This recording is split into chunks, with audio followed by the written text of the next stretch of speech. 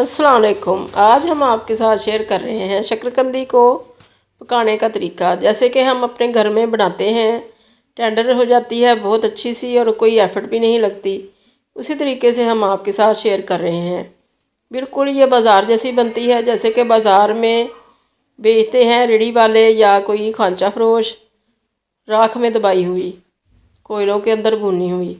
तो उसी तरह का इसका टेस्ट आता है। इसको हमने धो लिया है अच्छी तरह से शक्करकंदी को, और तवा भी हमने साफ़ कर लिया है अच्छी तरह से, और इसके ऊपर इसको एडजस्ट कर देंगे। इस तरह से एडजस्ट करना है कि इसके ऊपर कोई पैन, कोई प्याला, कोई बोल वगैरह जो जले ना, उस तरह का लेना है। जैसे कि हमने लिया है कोई लोहे का या कोई सिल्वर स्टील का, तो उसको एडजस्ट कर दें अच्छी तरह से कि नीचे से इसकी स्टीम बाहर ना निकले। और शुरू में 1 मिनट के लिए आंच को तेज़ किया ताकि तवा अच्छी तरह से गर्म हो जाए, और 1 मिनट के बाद इतनी स्लो फ्लेम कर दी है कि जैसे चावलों को दम देते हैं। तो ये एडजस्ट हो चुका है, इसके अंदर फिट हो गई है शक्करकंदी, और इसके ऊपर हमने वज़न रख देना है अब, ताकि इसकी स्टीम अंदर ही रहे। और इस तरीके से बिल्कुल भी कोई एफर्ट नहीं लगती। 25 मिनट के बाद हमने चेक करना है। इसको चेक नहीं करना बल्कि इसको साइड चेंज करनी है। नीचे वाला हिस्सा ऊपर कर देना है, ऊपर वाला हिस्सा नीचे कर देना है, ताकि ये चारों तरफ से अच्छी तरह से टेंडर हो जाए। तो इसकी साइडें चेंज कर देनी है। तो ये तरीका इतना आसान है, जैसे ही जब सुबह को नाश्ता बनाएं या कोई पराठे वगैरह बनाएं या दोपहर को रोटी बनाएं, तो तवा गर्म तो होता ही है। उसी वक्त इसके ऊपर शक्करकंदी को धो के वॉश करके तो रख दें, और ऊपर से कोई चीज़ उल्टी कर दें। और 1 घंटे के तकरीबन 1 घंटे से पहले ही, ये आधे घंटे के अंदर ही ये तैयार हो जाती है।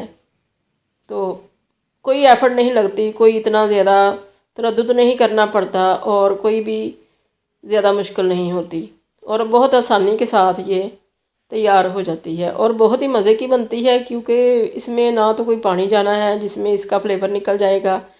इसका अपना ही फ्लेवर, इसके अपने ही भाप में, इसकी अपनी ही स्टीम के अंदर इसने गलना है, और इसका फ्लेवर सारे का सारा इसके अंदर ही रहेगा।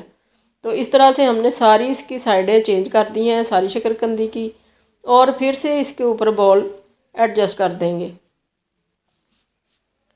बॉल एडजस्ट करने के बाद इसको इस तरह से रखेंगे कि इसकी स्टीम बाहर ना निकले। ऊपर वज़न रख देंगे। ये जो इसके जले हुए हिस्से हैं, ये इतने मज़े के लगते हैं, इनमें से बारबेक्यू का फ्लेवर आता है, जैसे कोयलों में ये चीज़ भुनी हुई है।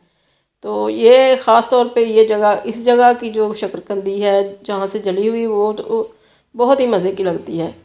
तो इस तरह से हमने इसको फिर दोबारा से एडजस्ट कर दिया है। 25 मिनट इसको पहले हमने स्टीम दी थी, और 25 मिनट ही अब दे के तो बाद में चेक करेंगे कि ये गली है या नहीं गली। ये नीचे से दर्द नज़र आ रही है, इसको भी हमने हिला जुला कर तो एडजस्ट करना है कि नीचे से इसकी दर्द जो है वो बंद हो जाए, जो सुराख है वो बिल्कुल ना रहे। ये देखें अब बिल्कुल ठीक है, अब इसके अंदर से स्टीम बाहर नहीं निकलेगी। तो तवा हमने इसलिए लिया है कि तवा मोटा होता है काफ़ी, लोहे का। अगर तवे के ऊपर ना करना चाहें तो फिर कोई मोटी कढ़ाई ले लें जो कि लोहे की हो, मोटी सारी उसकी हो तय, तो उसके ऊपर रख लें। ये देखें अब 25 मिनट के बाद माशाल्लाह बहुत अच्छी सी टेंडर हो चुकी है शक्करकंदी, और इतनी स्टीम निकल रही है, इससे पूरा घर महक रहा है इसकी खुशबू से। तो ये बहुत ही मज़ेदार बन गई है। तो जो भारी वाले पीस हैं, मोटे वाले हैं, वो भी गल चुके हैं अंदर तक, और जो बारीक हैं वो भी अंदर तक टेंडर हो चुके हैं। और इसका अपना फ्लेवर जो है इसके अपने अंदर ही है, कोई बाहर चीज़ नहीं निकली है इसमें से।